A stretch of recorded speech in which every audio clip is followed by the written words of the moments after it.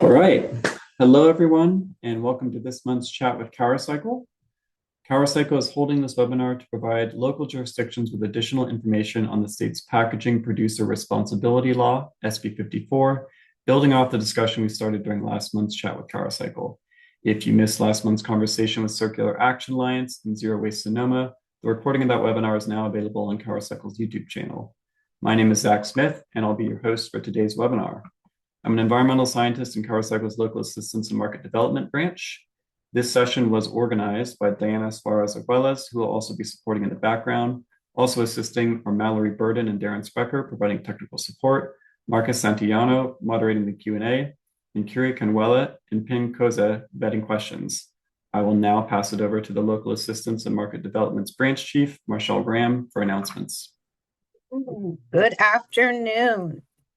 With respect to updates, I only have one, and this is a reminder that the 2025 year is due on August 3rd. That's right around the corner, and that does include the required reporting for SB 1383. If you have any questions related to the report, please check in with your LAMD representative. Otherwise, I thank you tremendously for participating in today's chat with CalRecycle. Largely due to the success of our last chat, we are back this month with a continued focus, as Zach said, on SB 54 and SB 1383. I'm incredibly grateful for CalRecycle for creating space for us to all come together and share our collective knowledge and experience. And I again thank our amazing SB 1383 chat with CalRecycle team, our fabulous packaging, EPR team members, and especially Michelle Fay with StopWaste. While you all make it look really easy, I know there's a lot of work that goes behind the scenes to making these engagements such a success. So thank you. Thank you, Marshall. Before we continue, let's review a few logistical items about the Q&A process. For this webinar, we'll be using the Q&A function in Zoom. If you have a question, please type it into the Q&A pane. While the chat function is available for sharing resources with other participants, we will not be monitoring the chat for questions. Please make sure to use the Q&A pane for that. If you do not see the Q&A pane, ensure that you have the latest version of Zoom installed. For the purposes of this webinar, we will only be responding to questions related to the material presented by each panelist. Our team will be monitoring and reviewing the questions submitted via the Q&A pane throughout the webinar. And after all panelists have finished presenting, there will be a live Q&A session at the end of the webinar. After your question is addressed during the live Q&A, you may unmute yourself and ask follow-up questions if needed, or simply thank the panelists who addressed your question. If doing so, please state your name and affiliation. If you are unable to unmute yourself or access the Q&A pane, feel free to email your questions to one of the inboxes shown on the screen using the subject line SB 1383 chat with CalRecycle. If we don't get to your question during the session, a CalRecycle representative will follow up with you after the webinar. All right. For today's agenda, we have 3 questions related to SB 54 and SB 1383. We'll start with a brief overview of SB 54 from Marcus Santillano, an environmental program manager with CalRecycle's product stewardship branch. And then we'll be hearing from Michelle Fay, who will be discussing her work with StopWaste to advance local jurisdiction compliance with SB 54 and improving recycling consistency. Last, we will have presentations from CalRecycle regarding our updated guidance on the jurisdiction and recycling service provider exemption process for SB 54. All presenters will be available to answer related questions. All right. So first up, we're going to have Marcus Santillano. Just a brief introduction here. Marcus has worked with CalRecycle for 18 years and currently serves as program manager for the Packaging Extended Producer Responsibility Program, overseeing implementation of SB 54. Prior to this role, he worked in CalRecycle's Permitting and Assistance branch, where he provided guidance and technical expertise on solid waste regulations, including implementation of SB 1383. He also served on CalRecycle's Incident Management team, overseeing 7 wildfire debris removal operations in the state. Throughout his career, Marcus has collaborated with local governments, industry regulatory agencies, and other interested parties. He holds a Bachelor of Arts in Environmental Studies with a minor in Geography from California State University, Sacramento. Marcus, take it away. Yeah, thanks so much, Zach, for the introduction. And yeah, just before we kick it off, we wanted to, for those who may still be getting new information on SB 54, we thought it'd be good to just have a quick primer to give a quick overview of the act. And then we'll go into Michelle Fay's presentation as well as Pinar's regarding our exemption process. Wanted to really thank everyone who attended last month's webinar. I think the participation we got was incredible and appreciate those who are attending as well today. And again, a special thanks to our folks in Lambd, Marshall Graham's team for hosting a platform so we can actually get the information out that we want regarding exemptions, given how important this process will be following approval of our regulations back in May. So really appreciate it. We'll go ahead and go to the next slide, please. So for those who may not know, so the law that we're overseeing is the Plastic Pollution Prevention and Packaging Producer Responsibility Act. This is SB 54. So the law establishes recycling rates, it establishes source reduction targets, reuse refill infrastructure, responsible end markets for materials, as well as environmental mitigation funding. It oversees producers of covered material, and when we go into the next slide, we'll go ahead and cover what that looks like. So as far as what cover material is, the law focuses on managing single-use packaging. So that's all material types, whether it's plastic, paper, glass, or metal, anything that's single-use and also serves a packaging function. And then the law also oversees single-use plastic food serviceware, so any cutlery, clamshells, lids, straws, cups, trays, any plastic coated or paper board, so anything that does have a plastic component, as well as wraps or wrappers. So again, this law will focus on producers of those materials, and it sets a number of requirements for those producers, as well as those covered products. So next slide, please. So as I mentioned before, it does set a number of targets. A lot of these have their cap at by 2032. So for all types of packaging and single-use food serviceware, the law does require things to be 100% recyclable or compostable. And then for those materials that are just plastic, so any single-use plastic packaging, as well as single-use plastic food serviceware, those products have to meet a 25% source reduction by 2032, so having less into the market, as well as meet a 65% recycling rate. There are milestone targets going up to 2032, but it's better to highlight what this will look like by 2032, where everything's at its highest limit. Next slide, please. One thing we wanted to highlight, because this is what plays a huge role in how jurisdictions are impacted by SB 54. So CalRecycle was directed by statute to publish a covered material categories list. So our first list was published in December of 2023, and we do update this at least once annually.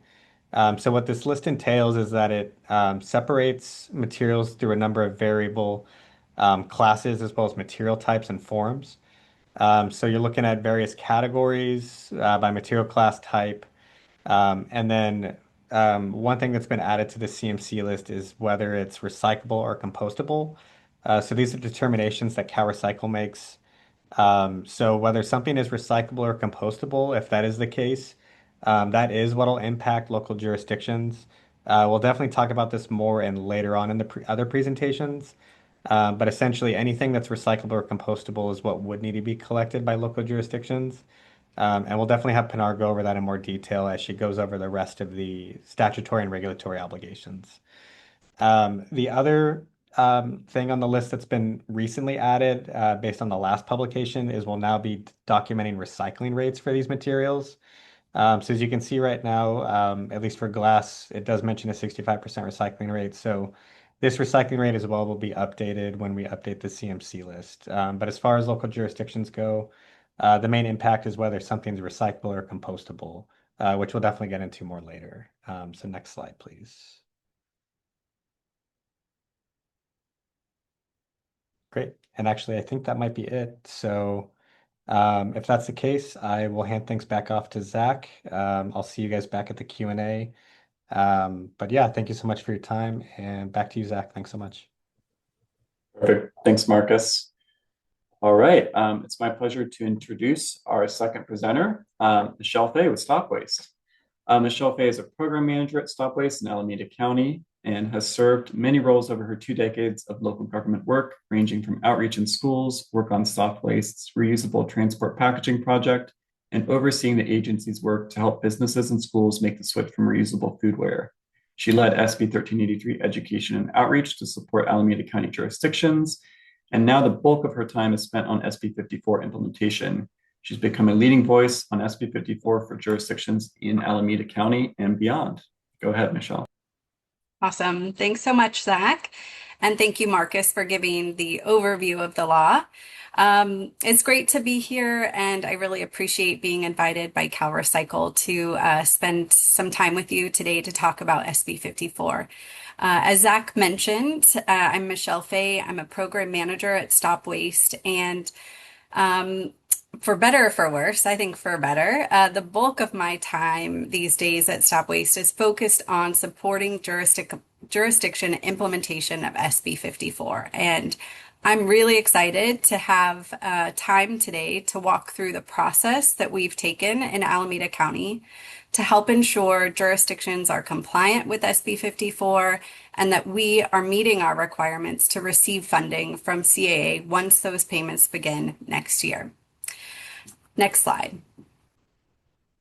For anyone who's not familiar with StopWaste, we are a JPA that serves 17 jurisdictions in Alameda County, and our total population served is roughly 1.7 million people. We offer a range of services, including technical assistance, grant funding, community engagement, public outreach campaigns, as well as ordinance enforcement support. So, for example, StopWaste manages compliance with 1383's collection service, as well as edible food recovery requirements on behalf of our member agencies for that law. Next slide. So before we dive into specifics of our work on SB 54, I think it's helpful to start with a reminder of the intentions of the law. The law is designed to build transparency into our recycling system so that we can trust that materials are recycled responsibly. The law is also designed to create more consistency in our acceptability lists across the state and to simplify packaging materials, which should also help to reduce consumer confusion. Materials must be sent to verified responsible end markets where they are tracked through a chain of custody, and recycling is done in a way that benefits the environment and minimizes risks to public health and worker health and safety. And one element that makes this law particularly unique and different from any other packaging laws in the country and maybe even the world is the requirement to go beyond recycling and to actually reduce the volume of plastic sold and distributed in the state. So the authors of the law recognized we cannot simply recycle our way out of the plastic problem and included specific source reduction targets that Marcus mentioned, and specifically included reuse and refill as part of that. The authors also recognized that existing plastic pollution can't be ignored and established a $5 billion plastic pollution mitigation fund. That means that starting in 2027, producers of plastic packaging and foodware will pay $500 million per year for 10 years to clean up existing plastic pollution, and a significant portion of those funds are allocated to disadvantaged and low-income communities and rural areas. And the piece that I think is sometimes hard for us as jurisdictions to wrap our heads around, especially after unfunded mandates like 1383, is that this is an extended producer responsibility law, meaning all of the above will be achieved through funding and implementation from producers of the packaging and foodware covered by the law. And that is, in fact, actually a pretty large portion of our waste stream, which leads me to the next slide. In a recent waste characterization study that we did in Alameda County, we found that single-use packaging and foodware, or the materials covered by SB 54, represent about 20% of what we send to landfill. For comparison, Organics covered by 1383 comprise about 30%. And I just double checked this, but I believe the CalRecycle statewide waste characterization study found pretty similar results. So statewide, SB 54 really does cover a pretty significant portion of our waste stream. So at StopWaste, we've been pretty excited and optimistic about the potential of this law, as it's very much aligned with many of the goals that we have as an agency. Next slide. So we've been very engaged in the process for the last few years, including participation in the statewide SB 54 Advisory Board, where our Executive Director, Timothy Burrows, served as the city's representative during the first 3-year term of the board.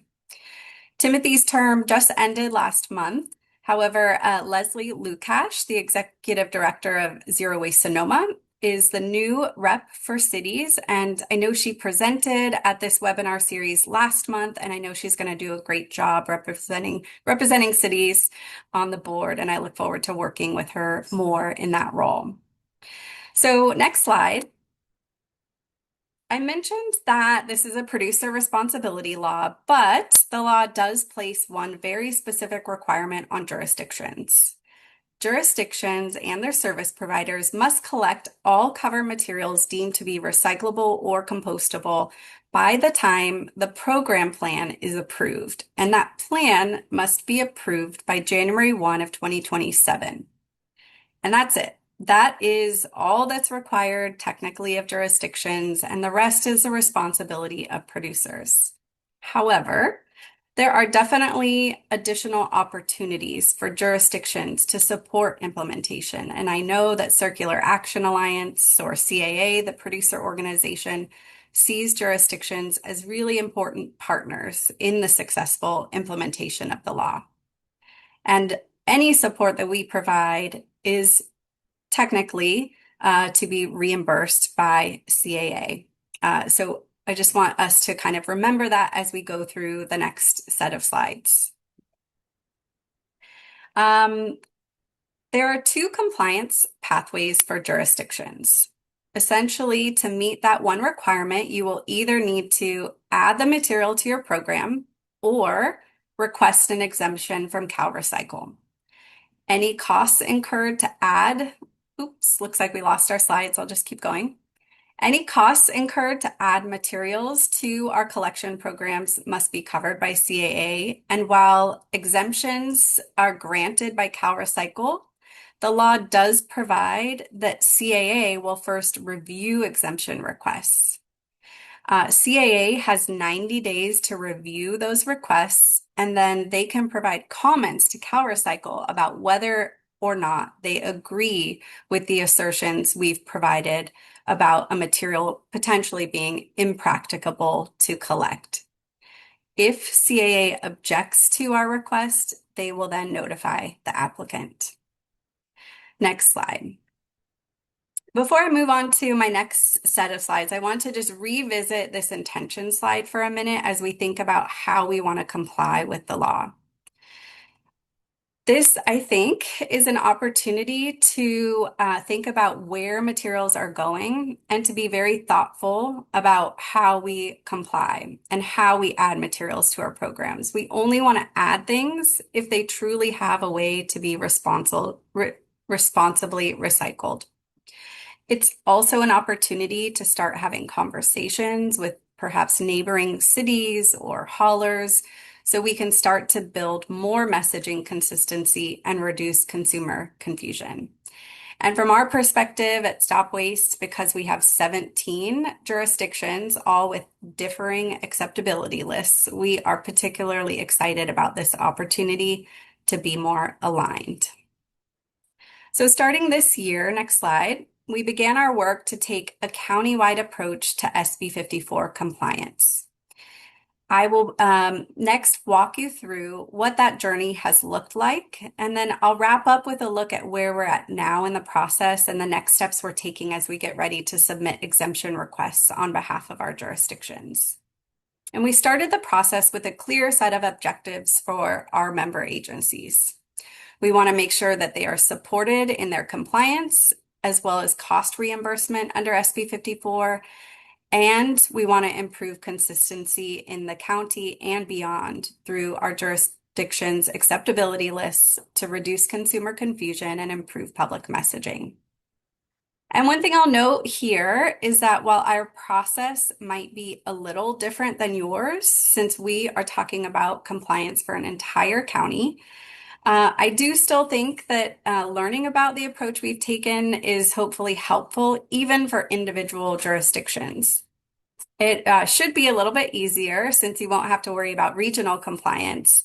However, it should be also a good time to be thinking about your neighbors, potentially reaching out to your networks, neighboring cities, to see if they might want to coordinate with you. So we're finding that jurisdiction staff are ready to have these conversations, and folks are tired of all the confusion that happens when we have so much variability across our lists. And so that in what we're finding is that in Alameda County, these conversations have been really helpful.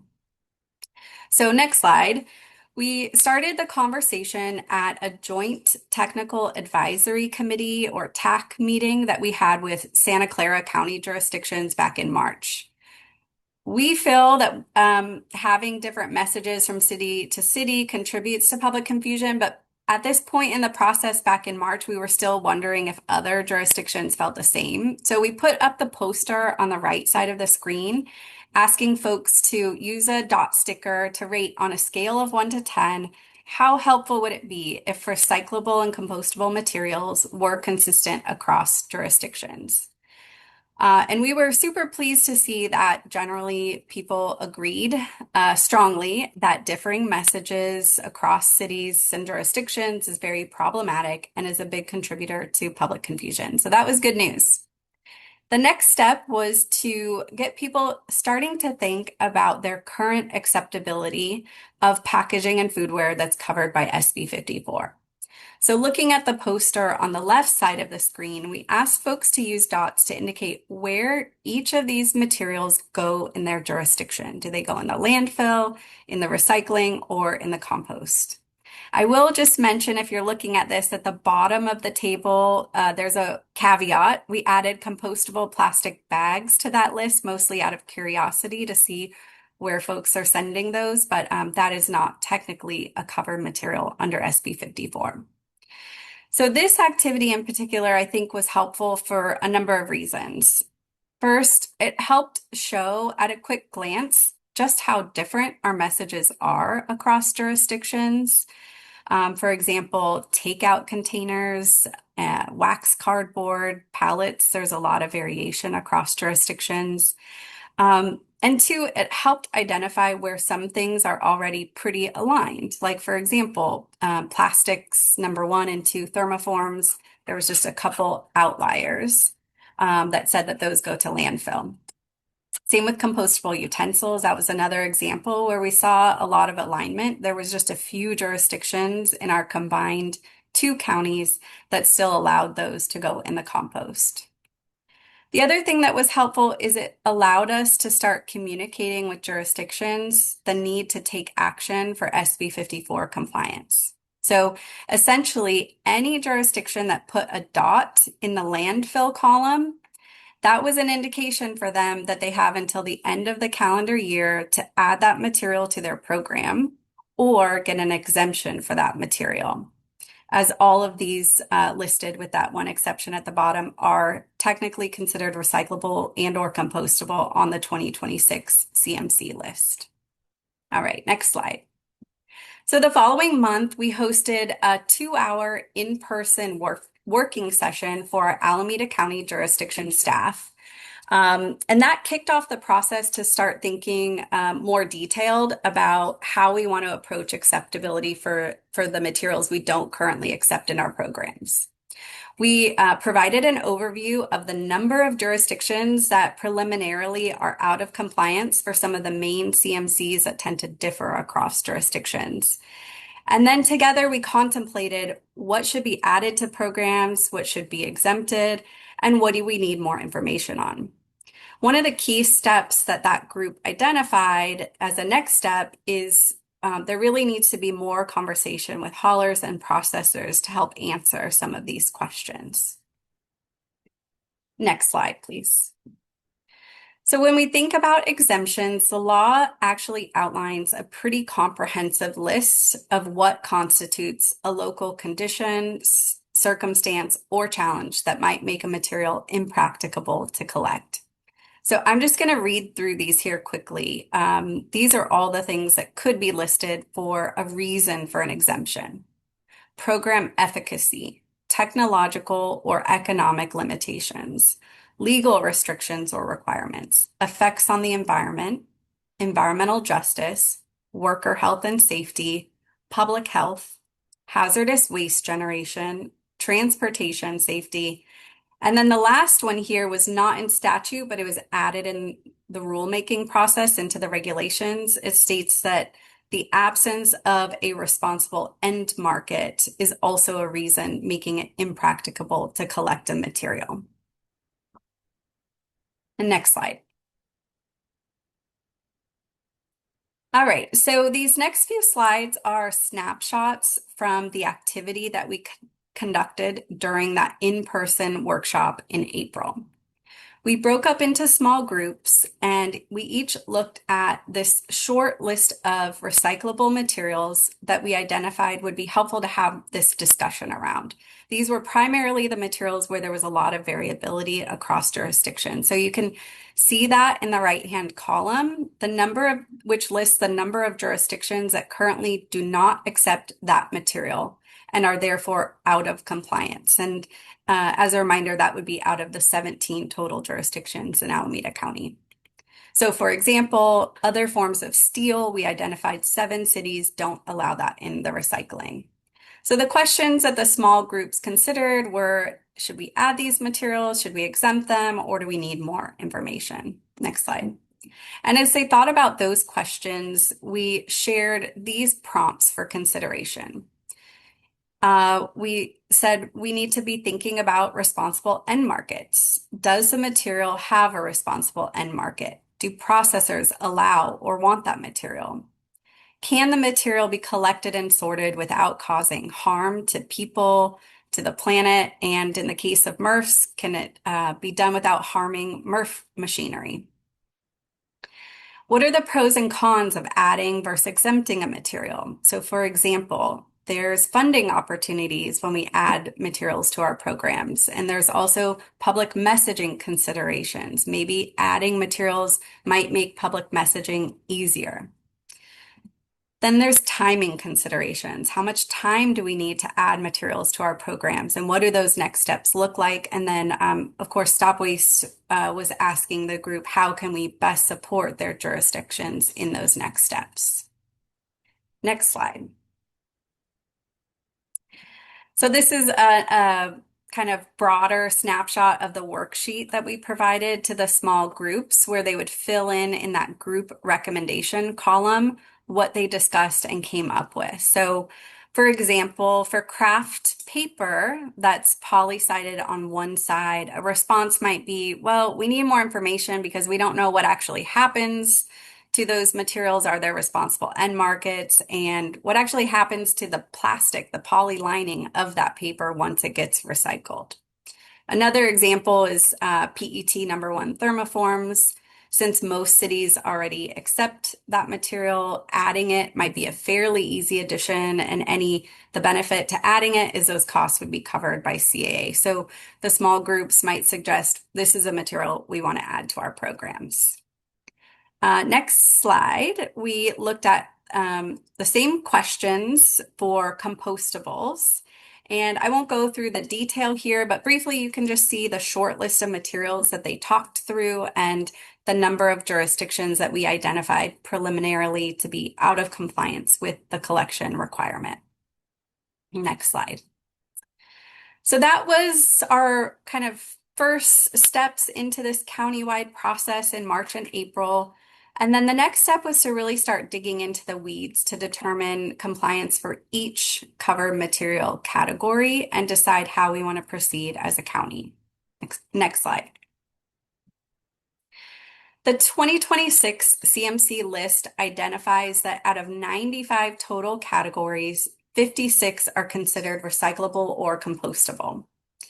And since the cover material list is much more granular than how we distinguish materials in our programs, we did a process where we kind of grouped each of the CMCs into broader categories to help us assess compliance. So for example, we might just say we accept metal cans, but the CMC list includes a category for aerosol cans, non-aerosol cans, with and without plastic.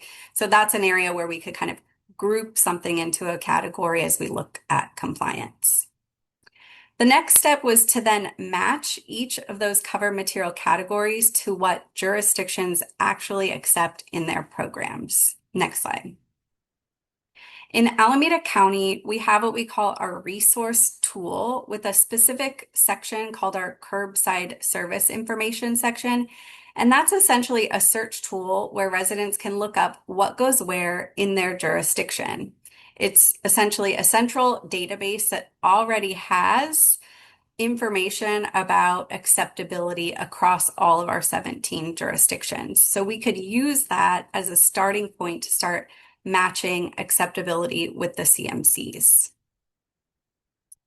So the next step is what we like to say that was kind of like the ultimate matching game. And it definitely was not a perfect science. And we had to use a lot of proxies as we went through and tried to match things up with the CMC category. So for example, there's a cover material category for molded fiber packaging. Well, we don't list molded fiber packaging in the resource tool, which is a public-facing tool. So what we did is we identified paper egg cartons as the best match for that cover material category for molded fiber. So hopefully that kind of makes sense.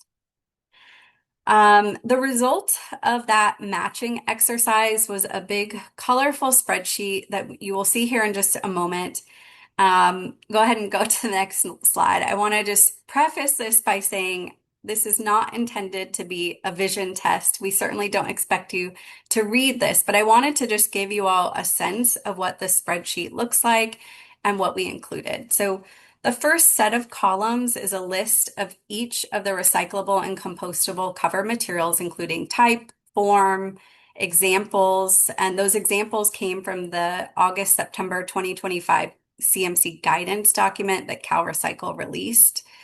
And then we listed each of the categories that we matched that CMC to in our resource tool, or you could say kind of more broadly, like what would be listed in pub ed materials.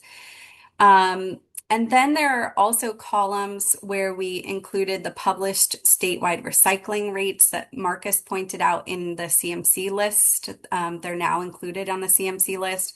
And we noted whether it's a recyclable or a compostable cover material.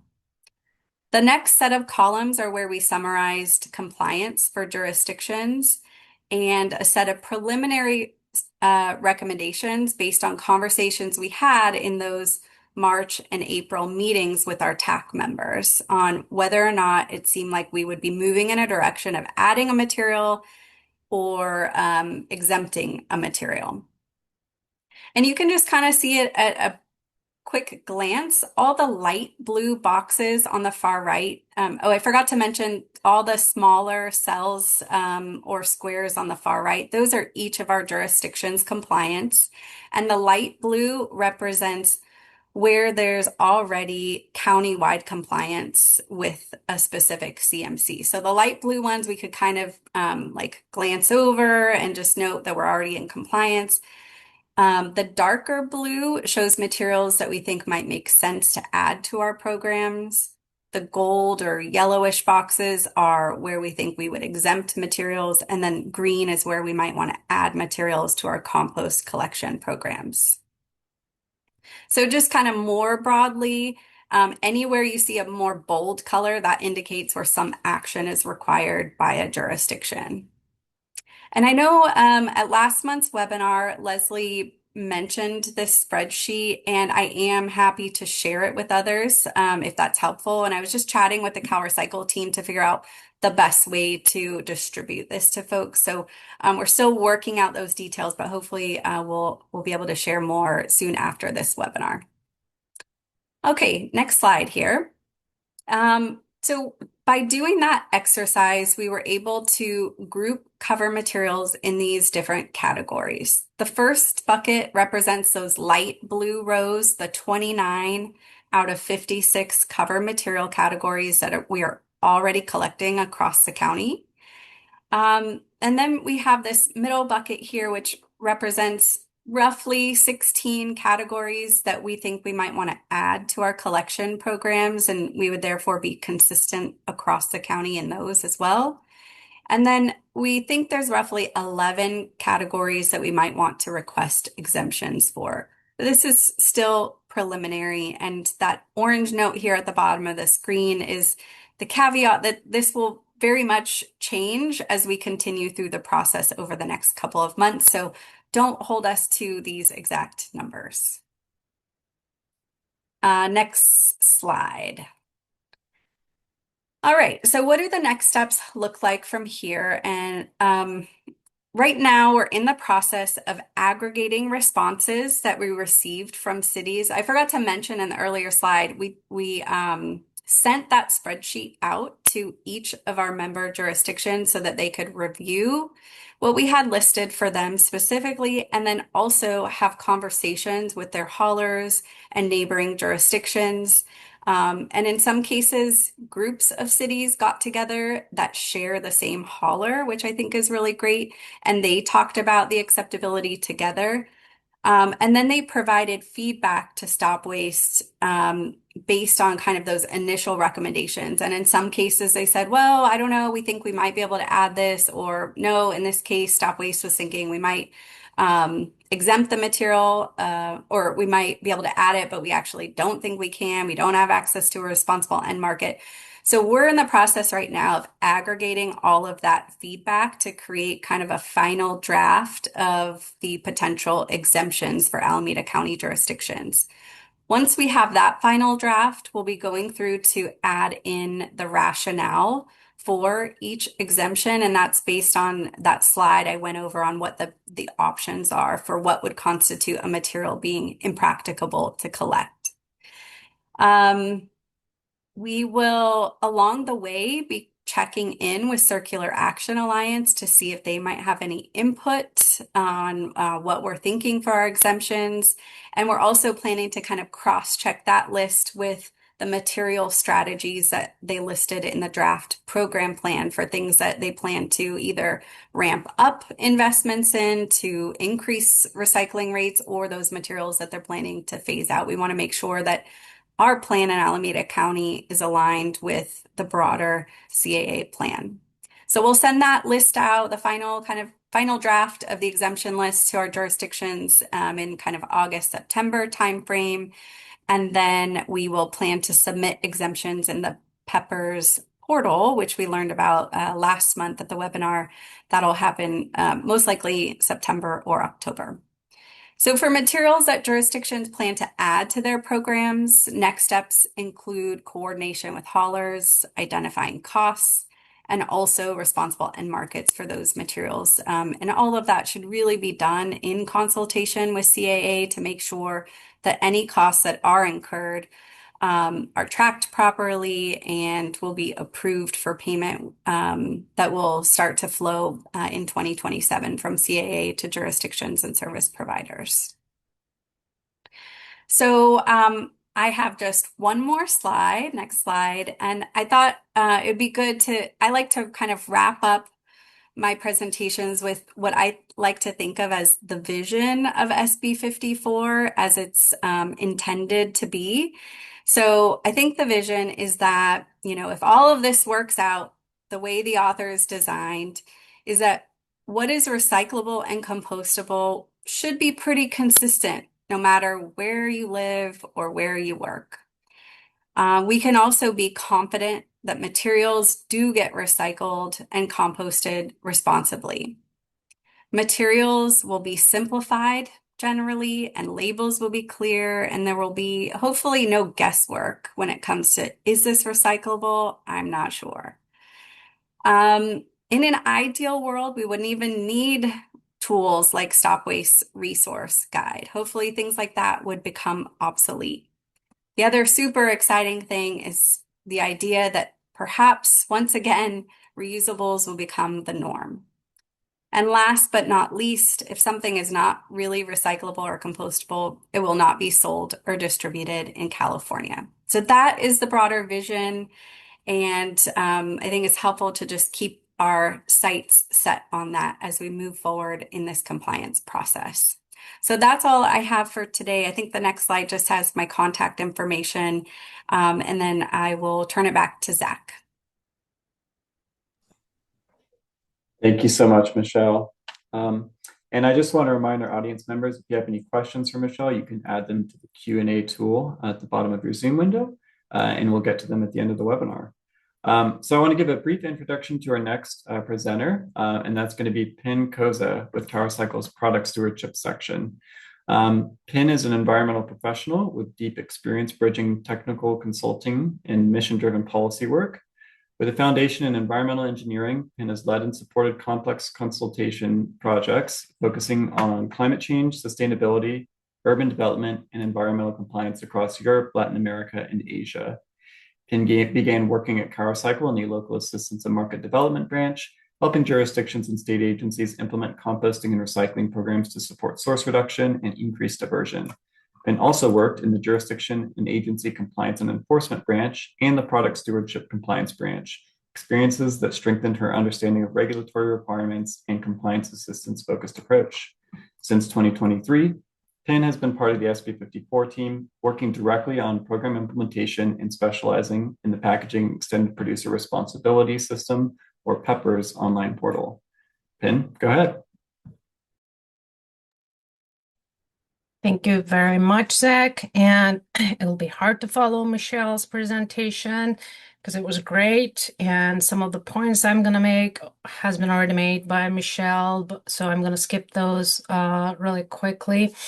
But again, hello everyone, and thanks for joining us today. I'm going to go over my presentation, which will be focusing on local jurisdictions and recycling service providers' obligations under the Act, and how the exemption process is going to work in Packaging Extended Producer Responsibility System, as Zach mentioned, what we call PEPRs. Next slide, please.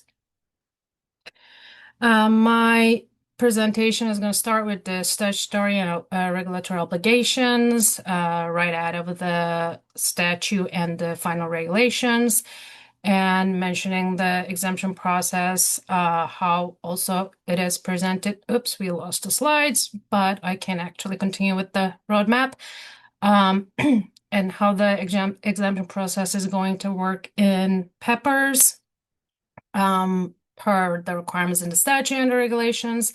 Then I have some additional information and helpful context I'm going to go over, and we'll be providing resources and next steps. Next slide, please. Actually, the next slide.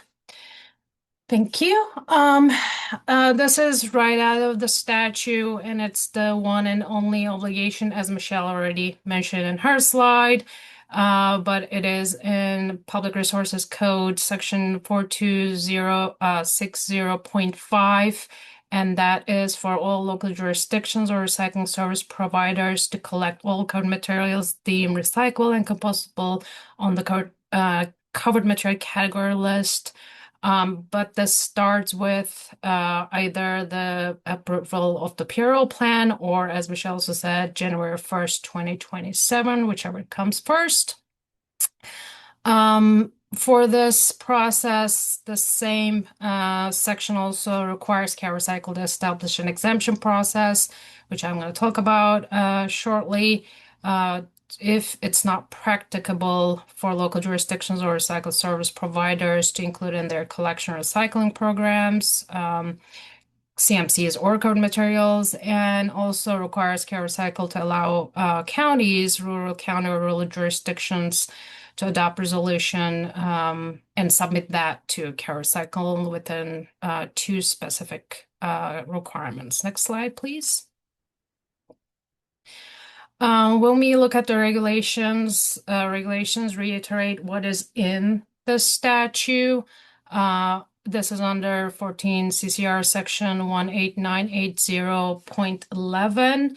If you guys want to look it up, but it's the exact same thing as what statute says, but it builds off some other requirements or options, pathways, as also Michelle mentioned, like responsible end markets piece in there, or how the CMC list updates will affect the local jurisdictions or recycling service providers. And just to mention here, if CMC list updated, which Marcus showed in his presentation, local jurisdictions or recycling service providers do not need to collect or process or transport to responsible end markets within that 1 year after the update. What they can do in that 1 year is either to get ready to comply when that timeline ends, or during that time to apply for an exemption or extension for that particular new CMC that is included in the CMC list update. Next slide, please. This particular section also describes the exemption process for local jurisdiction recycling service providers. It requires exemptions to be submitted first to the producer responsibility organization or PRO, and if any, approved independent producers. And the timeline for that review is maximum 90 days. And then following this review process with PRO, the exemptions will be submitted to CalRecycle. And if any exemption is approved, it will be valid for 2 years and can be renewed after that timeline ends. Next slide, please. Section 11.2 mentions how rural county and jurisdictions need to submit the resolution. So this resolution is going to be approved within the county board, but within 14 calendar days, it needs to be submitted to CalRecycle via Peppers. That's one requirement, and the second one is the jurisdiction or the county is submitting this needs to met with the definition of rural county or rural jurisdiction. So those are the only 2 obligations on how rural jurisdictions can submit an exemption. Next slide, please. Now I will cover the exemption process, that is specifically how it's going to work out in Peppers. Next slide, please. I guess this is good news also for Michelle. So the system is actually live right now. So any local jurisdictions who already submitted in packaging APR contact form and vetted, so what was invited to be part of Peppers can actually access the application right now in their system. And if you're a recycling service provider, you can if you don't have a web pass, first you need to get a web pass account. The links are on this slide or on our webpage. And then you can sign into Peppers and start creating your user account. So right now the application process is live. And you guys can go in and start using it if it's necessary. Next slide, please. This is a 3-step process. That's how we are seeing is first, local jurisdiction recycle service provider submits a request. That's how we are calling it to PRO. It's not an application submission to PRO. It is about how local jurisdiction or recycling service providers, as Michelle also just went over the whole thing about how StopWaste was seeing this process, to discuss it with PRO. And this process can be done in Peppers. There are several reasons for that. And one of the questions we have been getting on how to make sure that local jurisdiction recycling service providers that are in this process are not going to be in violation. So if you do this process in Peppers, CalRecycle will know this process has already started. That's one way for us to know that you're not in violation, as stated in the regulations. And then once this request is submitted, it's directly going to go to PRO contacts that are assigned for this particular submission, and if any, approved to independent producers. That, as I mentioned, review process is 90 days. Extension of the review process is allowed. The way we build it is PRO requests the extension and submits a specific date, and that goes to the local jurisdiction or second service provider applicant to approve. So that's how we see that agreeing upon the parties will work out. And then PRO will submit their last final comment on the request, either with or without objection. If they have objection, they need to provide a justification or alternative pathway, as it's stated in the statute, to the applicant. So that will be also in Peppers. And with why that's important is because in section 11.1 C5, that particular comment that is from PRO or an independent producer needs to be in the final submission to CalRecycle, so that they will be all in one location once the review process is completed. And then we come to the third step, and that is to submitting to CalRecycle. The original request will be reopened to the applicant, and you can edit the application with the comments you received, or you don't, if you don't have to, you want, but you need to let CalRecycle know if the comments were not, addressed and why. And the third option is, the PRO, after the PRO and the independent producer review, parties can conclude as the actual application is not needed anymore. So we also allow to withdraw the application if that's the pathway of compliance that local jurisdiction or second service provider wants to take.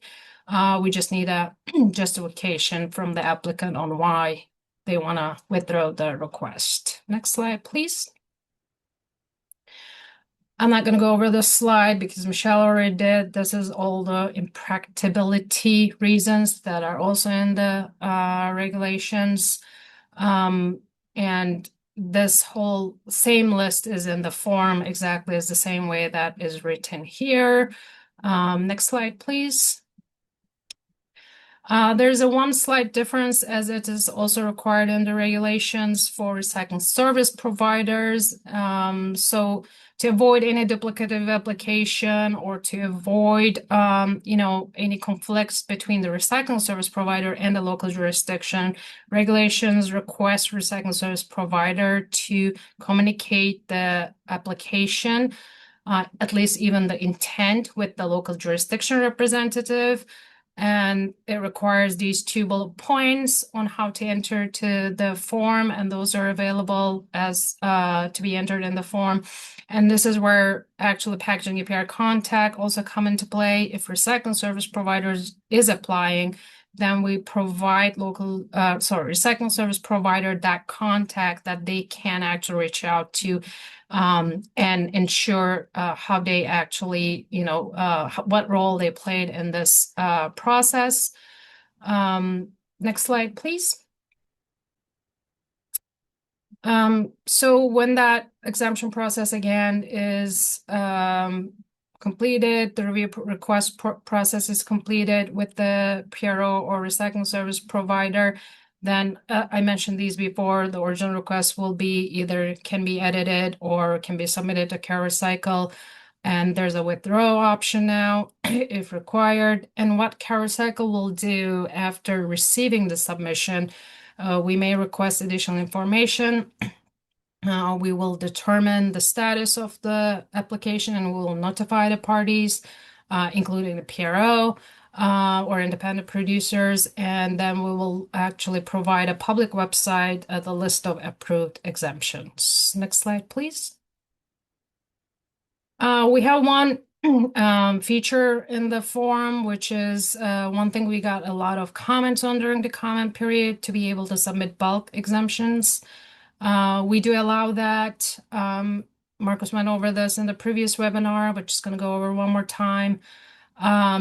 If local jurisdictions, all local jurisdictions in one application has same CNCs or covered material that are impracticable to collect, process, or transport to responsible end markets. Same CMCs, same cover materials, and same necessities and justifications, then applicant can submit a bulk exemption. It's a very easy process. You just check some boxes and upload the uploaded document as you please. We are just leaving it flexible for local jurisdictions or recycle service providers in whichever format they want to submit this bulk exemption. We're just only requiring these four bullet points that needs to be in the bulk exemption. Next slide, please.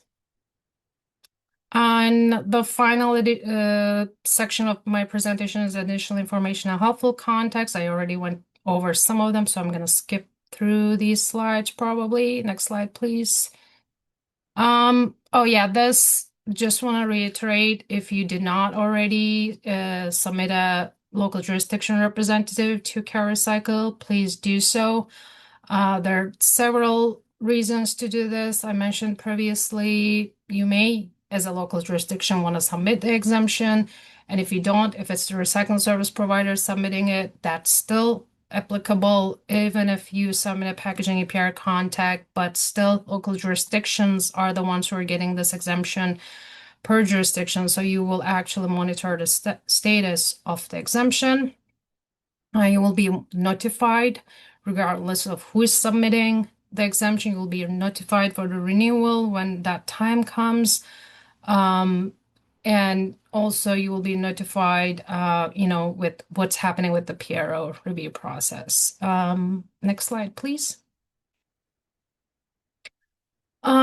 We do verify the packaging APR contacts. Just want to mention this because we get emails on what happened to my form application kind of questions.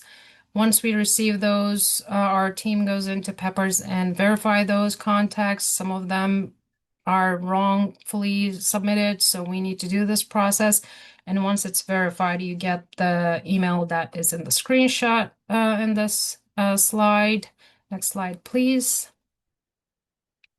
And as I mentioned, if recycling service provider is submitting this application particularly, and if you submit a packaging APR contact for that particular local jurisdiction, it automatically pops up on that particular application. So it is useful for recycling service providers if you submit a packaging APR contact. Next slide, please. So this whole system allows communication between the parties, and that's the main thing, what is necessary for SB 54. Also, Marcus mentioned this, Michelle mentioned this, we are all working this together. So Peppers will allow that communication if parties choose to do so. It's not mandatory, but all communication can be saved and archived in Peppers.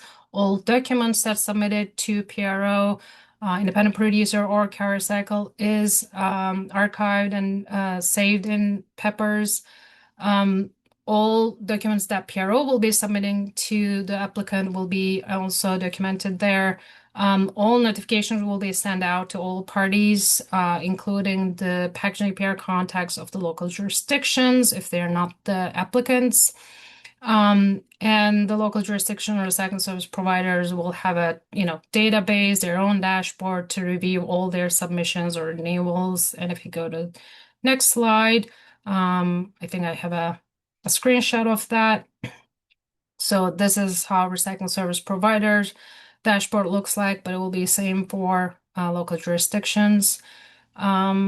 And one last thing to note here, after our communication with recycling service providers and local jurisdictions, we added one more feature, which is not in the previous webinar video, is that now that there's a ability to actually identify a service area if you're not applying exemption for like the whole jurisdiction area, but just for a certain area.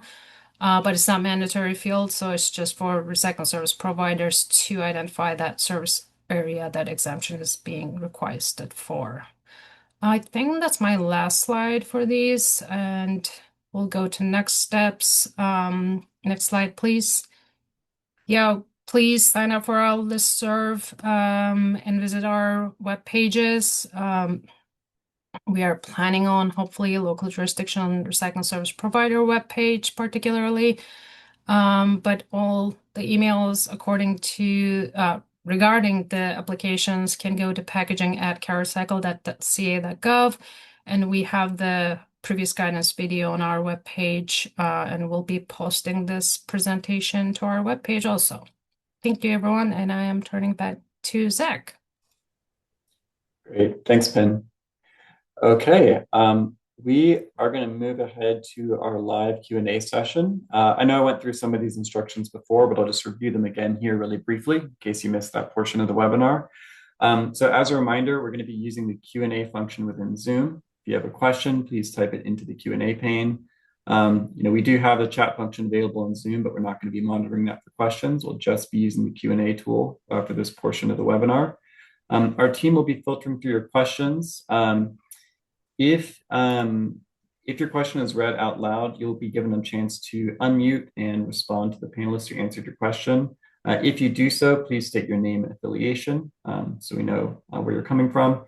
And if you're unable to unmute yourself or access the Q&A pane, feel free to email your questions to the inboxes shown on your screen using the subject line SB1383 chat with CalRecycle.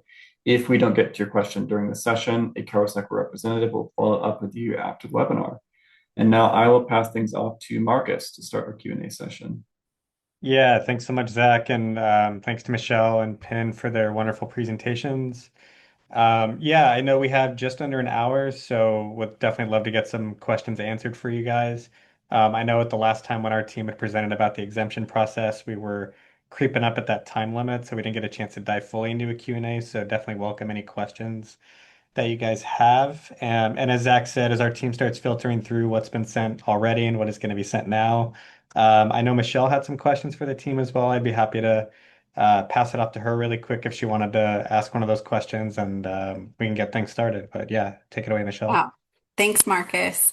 Yeah, as you can imagine, as we go through this process in Alameda County, we definitely have questions coming up. And so I appreciate you letting me squeeze one in here before we move on to others. But I wanted to just bring up that CalRecycle has mentioned that you'll use a variety of different data to determine jurisdiction compliance. So for example, CalRecycle has said you'll look at things like the EAR, pub ed materials, exemption lists, and also you've mentioned that the law does not technically require jurisdictions to document their compliance.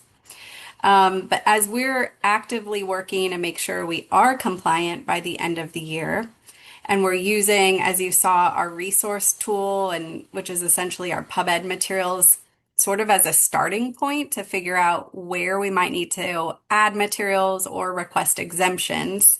We're wondering if we're on the right track, essentially, because as you saw, our lists don't necessarily match the CMC list. So we want to make sure we're kind of keeping track of things at whatever level CalRecycle is going to want to see once it comes time to demonstrate compliance. So I'm just kind of wondering if you can speak a little bit more to how CalRecycle will be determining compliance, and in other words, how will jurisdictions know if we are in fact compliant by the end of the year? Yeah, thanks for that. And yeah, and I know for those who didn't get a chance to see last month's recording, I know Mark DeBee went to a little bit about this through how the Product Stewardship Compliance Branch intends on looking at local jurisdictions. I know one of the phrases he had mentioned was that it's a dial, not a switch. So it's definitely something that'll be actively going as we move further into implementation. I know the team is working its best to evaluate what this process might look like currently. So whether that is looking at facilities down the stream or whether it's working directly with local jurisdictions, I know the team is still actively making those plans and putting them in place.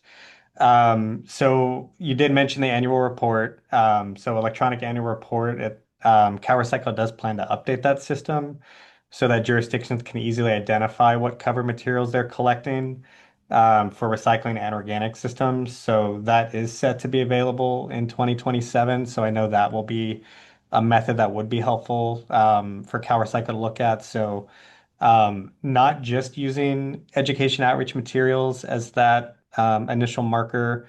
One thing I did want to point out is that unlike SB 1383, SB 54 doesn't really have a requirement for education outreach materials specifically to be done by local jurisdictions. Essentially, what it says, and PIN captured this in the statutory provisions, but ultimately, anything that's recyclable or compostable that's on the CMC list is what has to be collected. As far as education outreach obligations, it obviously is beneficial for local jurisdictions to have that updated on their education materials in order to help collection, but it's mostly just a responsibility of the PRO that will have to actively work with those local jurisdictions and help enhance those education materials. So that's one thing I would recommend as well is local jurisdictions to reach out to Circular Action Alliance as quickly as we can. I know the timeline for implementing this requirement is upon plan approval, which we do expect by Jan 1, 27. So getting in touch with CAA to figure out maybe how those materials could be updated in advance of that implementation might also be beneficial. But yeah, I know the compliance branch itself will definitely look into those various options, and as we said before, it's always compliance assistance first. I know the priority is not to violate anyone out the gate, especially our local jurisdiction partners, because of the backbone that's going to help with this program. And so actively trying to figure out how best to comply. And I know one of our counterparts in that branch mentioned too, like if there are any questions on the local jurisdiction side, we do have a dedicated compliance inbox that can be utilized. So that's packaging compliance at calrecycle.ca.gov. I'll have one of our team include that in the chat as well. But yeah, for any concerns or questions on maybe how you guys are doing this or if this would work out, like that might be a good communication to start with the compliance branch and see how best. But yeah, let me know if that works, Michelle, as far as what you're looking for. Okay, thank you so much, Marcus. That was really helpful. I do have a couple other questions, but I'll hold them, and if we have time at the end, we can circle back. Thank you. Yeah, that sounds great. All right, we did receive a question from Perlita Castro. So you are welcome to come off mute after I read the question and we'll go ahead and provide an answer. But the question was, why do the exemptions submitted by jurisdictions need to be reviewed by producers? Apart from reviewing, does the producer have any influence on whether the exemption is granted or denied? So one thing I wanted to make clear is, as Pinar did mention this in our presentation, um, but as far as the process goes for our exemption submittals, they do have to go to the producer responsibility organization, so Circular Action Alliance, any independent producers we approve. The reason for that is that it does initiate those conversations with the PRO and those entities for collection. Because obviously the PRO is really key on getting those materials collected, processed, and recycled in order to meet those recycling targets and other rates and dates. And so there is that incentive to work with the jurisdictions accordingly. So if there is a way for the PRO to intervene, do anything as far as like infrastructure updates, like it really does have that conversation started sooner. So it allows for that 90-day review period. And then ultimately after that review by the PRO, then that's when the local jurisdiction can submit it to CalRecycle for approval, provided there is no intervention in between. Because I know one thing Penn did mention is that if somehow things do get resolved during that initial submittal process, then there is the option to always withdraw that exemption, provided that that resolution's been made. So there is definitely options for that process. But Perlita, I just wanted to give you the floor if there was anything else you wanted to add with respect to your question.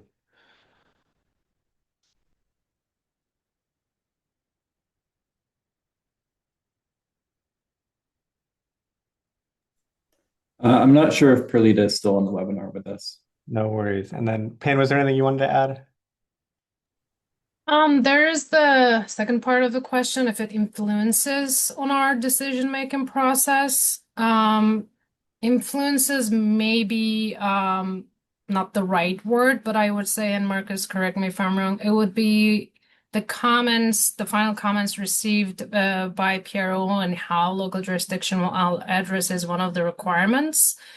in the application to CalRecycle, so it will be one of the consideration points that we will be using. And Marcus, I don't know if you want to add anything to that. No, I think you got it covered. Perfect. All right, well, moving on to our next question. Michelle, this question's for you. This is from Malika Sen.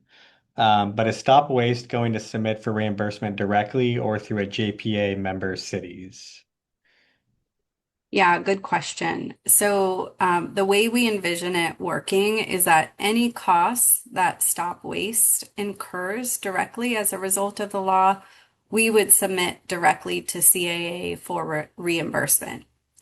Also, there will be costs that our member jurisdictions will incur, so they would submit those directly to CAA for reimbursement. I think there is the potential for StopWaste to also support jurisdictions in that reimbursement process, but we haven't figured out the details of what that might look like in the future. But generally speaking, it would be both. Both StopWaste will submit for reimbursement and jurisdictions. Great, thanks so much, Michelle. So moving on to the next question. This question came in from Kaylin Turnell. Do you anticipate any changes in the exemption process once more responsible end markets have been identified? I'll go ahead and take this question and then also hand it off to Penn for any additional details. So just wanted to make a note that the process we currently have for the exemptions is regulatory. So without a regulatory change, that process will still be in place as it's written in the regulations. So it is under 18980.11.1. As far as any potential changes, though, so one thing to point out is that the electronic form that we do have in Peppers is built off of the regulations, but it is an optional tool that was basically utilized to help streamline this process for the PRO and the local jurisdictions. So we are in the process of launching this portal, as you know. So as we start getting more exemptions in, and there might be ways to maybe either streamline the process or if there's any bugs in between that we figure out, like those may be some things identified down the road. So obviously, as you all are submitting exemption processes, if there are any issues you run into or have any comments, like feel free to send those over. But Pam, if you wanted to add anything as well, I wanted to at least give you the floor for that opportunity. Thank you, and that's very on point on if we were to change the exemption process. But just want to add, since this question specifies responsible end markets, we are actually, we know that current applications that are coming in might be most of the reasons because there's no responsible end market. And if the question is actually asking what happens when there are responsible end markets, there will be changes to how you guys apply for it. That's how we are looking to it. It's not particularly how the application process changes, but it's for sure that the applications will change once there are responsible end markets. Perfect. Thanks so much, Penn. So next question is from Ursula Sairova. So will exemption request inform future versions of the CMC list? Basically an indication that products should be phased out. And so there may be potentials where the CMC list may be impacted. It ultimately comes down to whatever helps influence our recyclability or compostability determinations. As you know, the law also utilizes requirements from SB 343, the Truth in Labeling Law, and also AB 1201 with respect to how things are considered recyclable or eligible for being labeled compostable. So if there are any impacts to certain collections of those materials, it may impact recyclability. So that is an option where it may actually influence perhaps what is in that recyclability determination. But Michelle, I saw you come off camera as well. Was there anything you wanted to add to that? Oh, no. Thank you, Okay, though. perfect. No worries. Just wanted to check. And Pam, just flagging if there was anything you had as well that you wanted to add while we're here. Perfect. All right. Michelle, this next question will be for you. This is from Malika Sen. So confirming that the goal will be to only file for countywide exemptions or extensions and have not any individual city differences? Do you have any situations where you have a few cities who could not meet the commitment goal? And if yes, how have you helped or are helping them to come to the same level of acceptance? Yeah, really good question. So I think the ultimate dream is that we would have a countywide consistent exemption request that gets submitted to CalRecycle. However, the reality is that there's a lot of differences between our jurisdictions. We have different haulers. And this is not going to all just, happen overnight. Like we said earlier, it's a dial, not a switch. So there will definitely be cases where we aren't able to submit for a CMC exemption for the entire 17 jurisdictions of a county or of our county. And my understanding is that the Peppers system will allow for some flexibility on how we submit that. So we could select maybe this is just for these 15 cities that are part of this countywide exemption, or these two, or whatever. And then the other piece to that is we are definitely seeing this as kind of a long-term, or, a longer game process where it might be that we just need more time for some of these CMCs. This is a pretty condensed timeline to add materials to our program. So even some of the materials that I put in that bucket that said we were going to add them to our programs, even if we're working towards adding them, we might still want to request exemptions for some things just to sort of give us a little bit more time to make MRF upgrades, or ensure that whatever we're doing will be funded by CAA, since we don't actually have a final program plan approved. So those are just kind of some examples of where we see there being some flexibility in the process. And to also answer the piece and the question of how are we supporting, once we come up with that final draft list of these are what we think the CMCs will be that we would submit on behalf of our jurisdictions, we are planning to have individualized conversations with jurisdictions if they're interested, so we can just better understand where there might not be a alignment and how we might be able to support them and better understand kind of what would be needed moving forward. Perfect. Thanks so much, Michelle. And it looks like Malika is ready to unmute, so I'd be happy to yeah, have our teams unmute you and give you the floor if you'd like to add anything else to your questions or comments, Malika.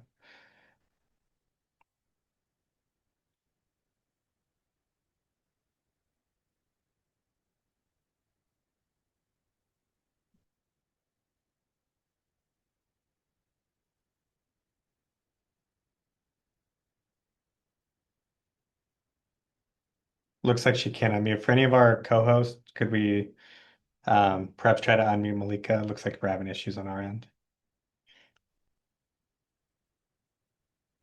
Got it. Thank you. Thank you, Michelle. That was super helpful. So can I summarize it this way that stop waste, if there are exemptions that apply to the whole county, then stop waste will go ahead and file those exemptions. And if there are individual exemptions that only apply to a few cities, then those cities will take it on and apply for their specific exemptions. Is that correct? Yes, and there might be some situations where we could still submit exemptions for a portion of our county's Ah, jurisdictions. okay. Okay. So kind of all of the above. Understood. Thank you. Mhm. Thank you so much. This has been so helpful. Yeah, no problem. Perfect. All right. Next question we have is from Catherine Walsh. So her question was, would an exemption request be considered to be pending once a local jurisdiction submits the exemption request on Peppers for CAA to review, or would it be pending once CAA's review is complete and the exemption request is sent to CalRecycle? Per page 154 of the final SB 54 regs, CalRecycle will not enforce against a local jurisdiction for not collecting a material while they have an exemption pending. Yeah, so in this case, as part of our regulatory process, it does require that application to first go to CAA for that 90-day review. So we would treat that as such as still being an application pending. And I know one of the things Pin captured in her presentation was that the Peppers portal was designed to help streamline this process and communication with CAA. So when something gets submitted through Peppers, it would first go to CAA. And then after any updates to the application following that review period, then it could go back to us for our own review. So that is tracked accordingly in the system. So we can treat that as such. And Pin, if you wanted to add anything as well, would happily give you the floor. Yeah, thanks, Marcus. The last slide I showed before the resources and next step showed the dashboard for local jurisdiction recycling service providers and their status addressed to the exemption requests, which start from the PRO side to CalRecycle. So CalRecycle will be aware of the submission, request submission, and that will be the pending request. So we'll know where the process is at. Great, thanks, Pin. Michelle, we have another question for you from Shelley Balik. So what types of expenditures do you foresee, like sorting equipment, and are there guidelines for what would be an eligible expenditure? Yes, good question. So for this, I would recommend you look at the draft program plan that was released about a month ago by Circular Action Alliance. If you look to chapter 2, which is specifically on the reimbursement and payment process, there's a lot more information about what costs are eligible and what types of expenses they expect to be paying. I have it pulled up here on page 26. There's a table that lists different project categories. So, for example, MRF investments or other activities to achieve target recycling rates for cover materials is listed as a project category. And then matched up to that, they have the description of what the eligible costs would be, and they list out costs for new equipment, facility, or processing of CMC. So I encourage you to take a look at that chapter of the program plan. Great, thanks so much, Michelle. Our next question we have is from Lucy Stannis. So her question is, can you clarify which materials need to be considered by jurisdictions when preparing exemptions? Is it everything on the CMC document, any material indicated as Y under recyclable or compostable, or any material that has received a recycling rate of over 60%? So I may look to the other panelists as well if they want to chime in.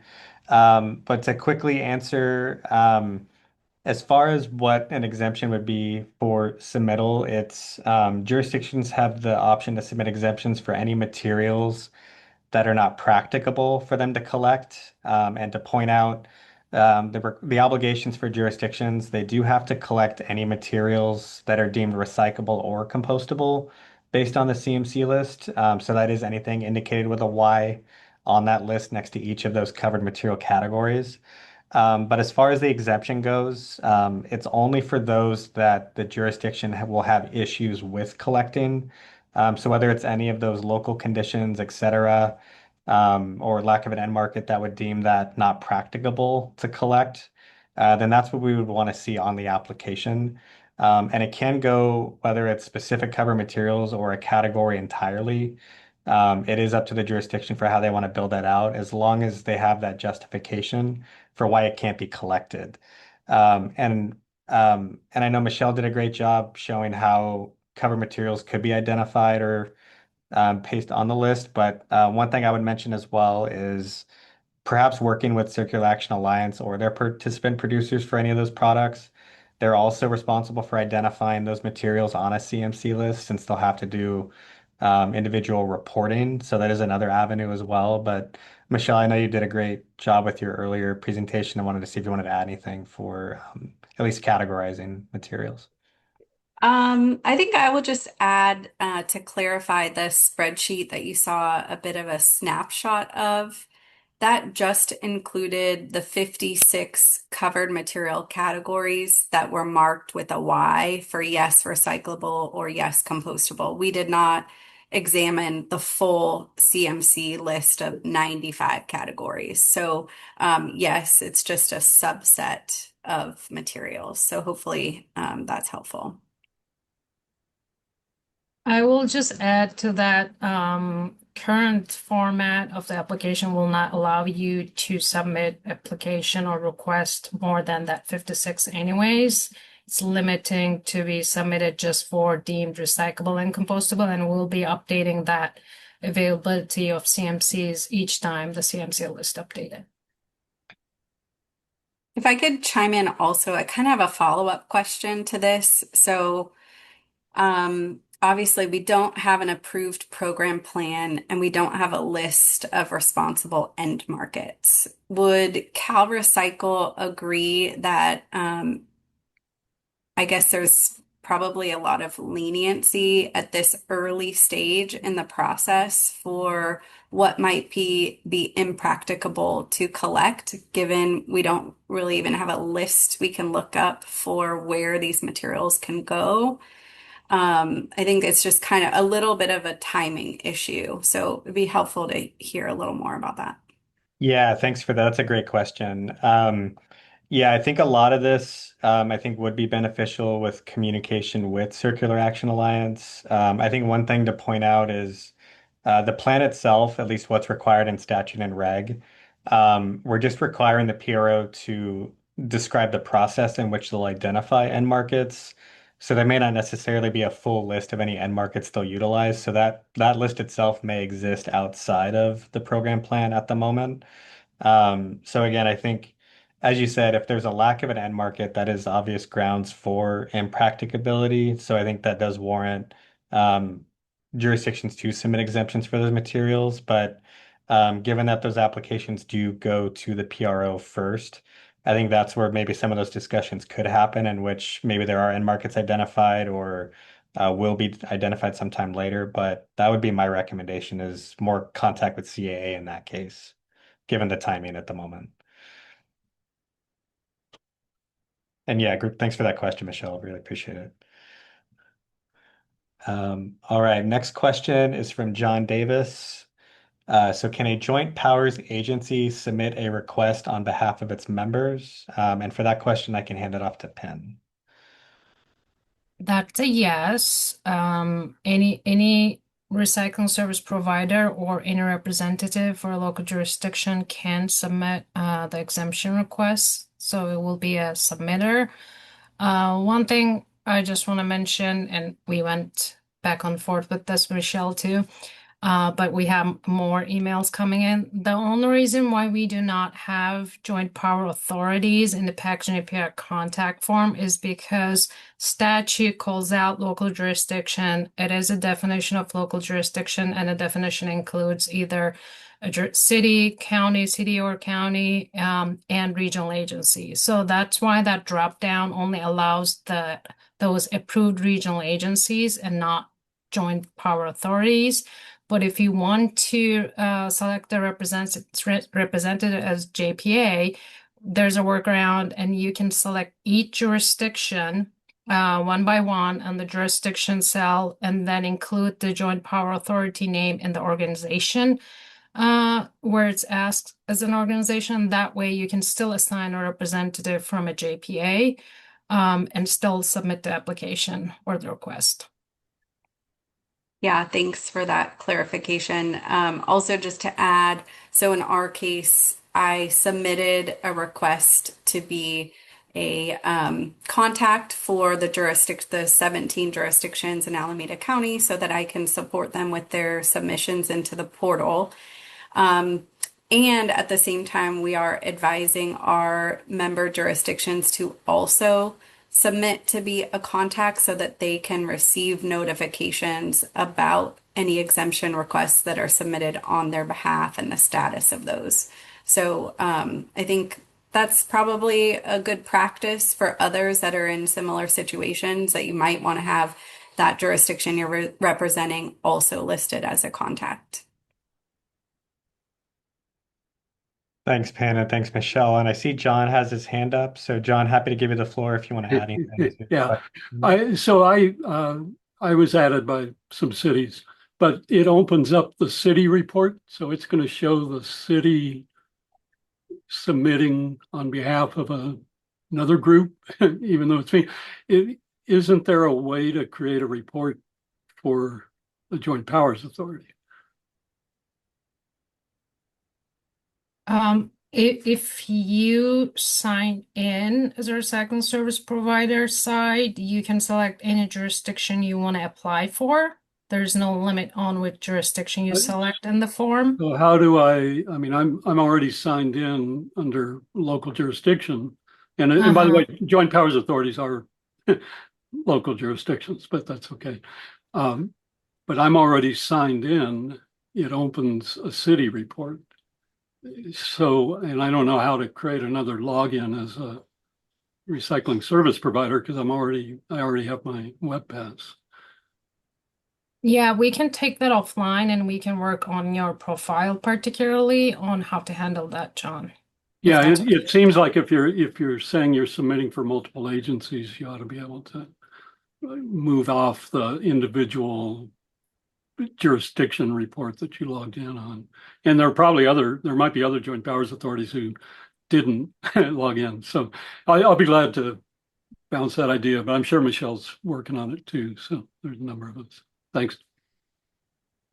Thank you. Perfect. Thanks, all. And yeah, John, happy to have Pan and I follow up with you. We'd love to jump on a call and maybe walk through from a more visual standpoint, but appreciate it in the meantime. We do have another question from Malika Sen. So if CalRecycle provides an exemption for certain CMCs in one city, can it be implied that it will do so for other cities as well if the rationale is because of absence of REMs or some environmental impact, or is that too much of a stretch?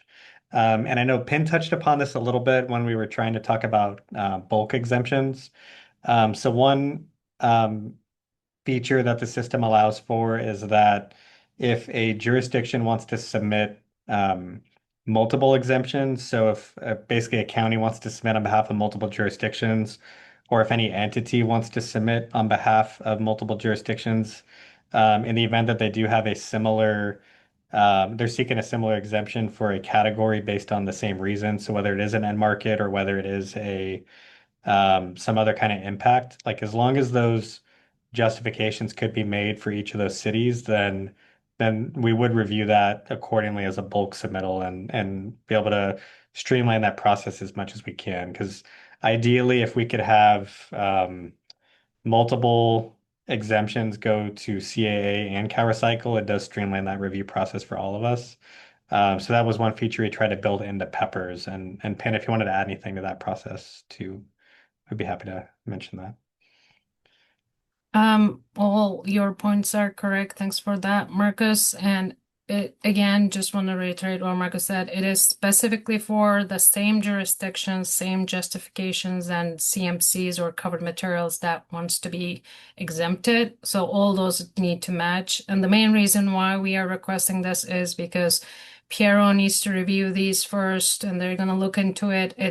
It's a streamline. We are trying to streamline it, and it's easier to read if bulk applications are complying with those four requirements. We put it in the application.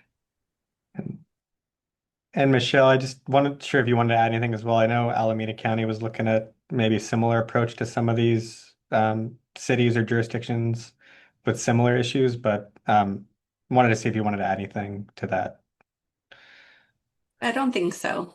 Okay. Yeah, thank you. And Malika, I see your hand up, so I'm happy to unmute you, and you're welcome to add anything to your question or comment. Thank you, Marcus. I dropped it in the chat. I was just reiterating. So, for example, if an exemption has been granted for StopWaste for, the meat trays, you still want San Diego County to go ahead and submit for that exact same exemption. I think that's what I was trying to get at is if you have an exemption that applies to certain parts of the state and it's a very fundamental either lack of an end market or, something to do with environmental impacts and it applies to the whole state, why wouldn't you just grant that exemption to everybody? And that's something I can take back. I know we've allowed that with our other exemptions under our Article 2 requirement for any of the unique challenge, et cetera.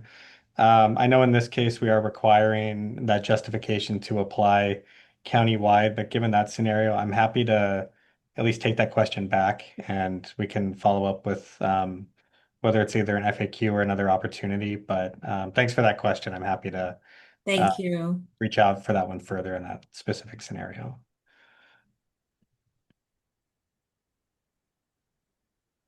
Great. Michelle, we do have another question for you from David Goldstein. So in a situation like StopWaste described, she said all of the above, but that included countywide, regional, and city applications with multiple jurisdictions and haulers. Is it easier to use a fourth alternative? And why not have the haulers apply for the cross-jurisdictional exemptions on behalf of all jurisdictions served?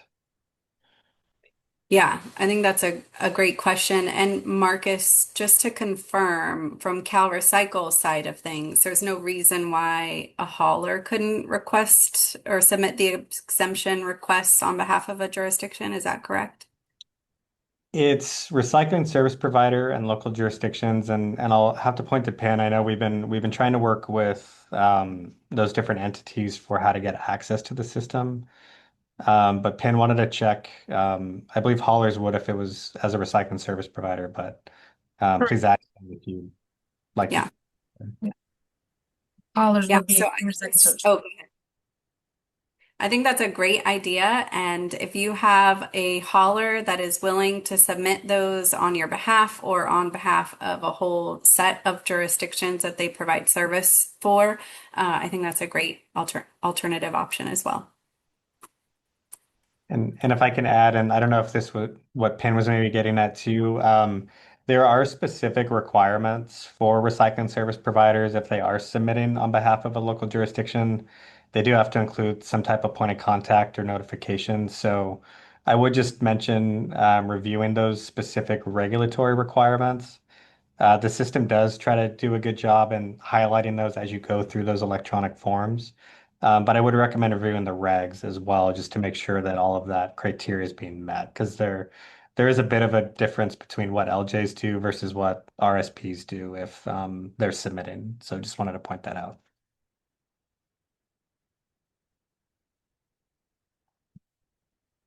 All right. Next question I have is from Chuck Muir, City of Palo Alto. So by what date are recycling service providers required to start sending materials to responsible end markets? And Michelle mentioned this in her presentation, but the regulatory provisions or statutory in which it does require all local jurisdictions to collect materials that are recyclable or compostable. It's upon approval of the PRO's plan. So right now it is expected, based on the current timeline, it would be approved by Jan 1, 27.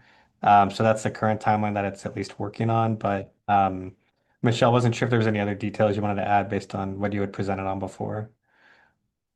I think if I understand Chuck's question, he's wondering when does CAA have to send those materials to responsible end markets? Sorry, I don't have it pulled up right now. Got it. Okay. And I mean there are specific dates that have to be met, so rates and dates, and responsible end markets is what would constitute meeting recycling requirements. So those first rates for recycling rates would be Jan 1, 2028. So I mean, it really is on the PRO for getting those materials collected, processed, and recycled. But obviously, the first targets would need to be met by Jan 1, 28 with respect to those recycling rates for any plastic CMCs.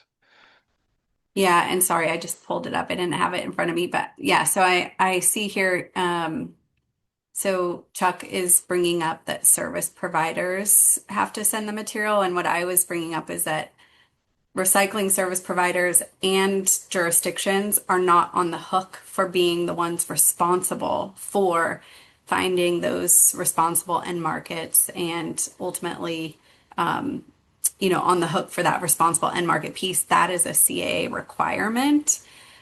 So I think your answer makes sense to me now that, that begins at the start of the program plan implementation, January 1, 2027, and then the recycling rates get published a year after that. But it's essentially these materials are supposed to be going to responsible end markets starting Jan 1, 2027, correct? Essentially, yeah, with how program implementation goes, it's going to follow like those specific processes outlined. And yeah, sorry, I'll pause right there for the moment.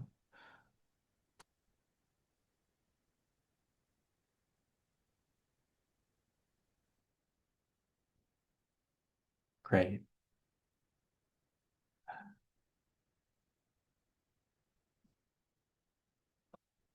All right. So next question we have is from Lucy Stannis. So can you quickly review the key deadlines for local jurisdictions? So again, I think this just goes back to what we had said before with a previous question. So a key deadline to keep in mind is essentially upon plan approval is when materials have to be collected by local jurisdictions. So anything deemed recyclable or compostable. Yeah, I think we're looking at an expected date of Jan 1, 27. I think one thing to keep in mind, just for any other key dates that may be helpful right now for local jurisdictions, is kind of where we're at with the PRO plan. So the plan itself was submitted to our Packaging Producer Responsibility Advisory Board back in June 15th. So the plan itself is currently in a 60-day public review that closes on the 14th of August.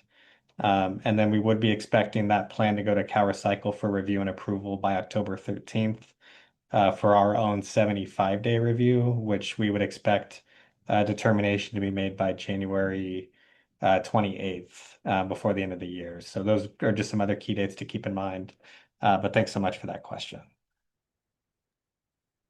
Marcus, I think the last date you said, there was a lot of them. You said January 28th. I think you meant December 28th. December 28th. I'm sorry. Yeah. Thank you. No. I appreciate that. Thanks for calling that out. Sorry, my apologies. CalRecycle gets 75 days, so if we receive it by October 13th, we'll have our determination made by December 28th. It should be 27th, but given that's a Sunday, it moves to the 28th. So apologies for throwing January out there. I think just a little word vomit. So thanks so much. All right, another question for Penn. So Jen Fout, just for clarification, are the bulk applications for multiple CMCs or multiple jurisdictions? And maybe a follow-up. So Penn, happy to give you the floor. I would say both or either. It would be either multiple jurisdictions are applying for same CMC or cover material with the same justifications, or one jurisdiction is applying for several CMCs with the same justification if it applies to. But then again, Michelle also pointed out the form is very flexible on how many jurisdictions can be included, how many CMCs or covered material is related to those CMCs want to be included in the request or the application, and which jurisdictions are actually requesting that exemption can be selected one by one if justifications are different. So the short answer is both. Great, thanks so much, Penn. All right, I'm looking at our queuing for Q&A. It looks like we've reached our list. So at least just wanted to mention we have about 15 minutes left, maybe a little less, so we can do our wrap up on with our LAM folks. But I think I'll hand things off to Zach, at least in the meantime, to wrap things up. But if there's any other questions, please let us know. I know there's some follow-ups we can do as well. So we're happy to follow up with those folks whose questions we either said we'd follow up with or have any other answers. But yeah, I just wanted to really thank you all for your participation. I think these were great questions. Just a quick plug-in.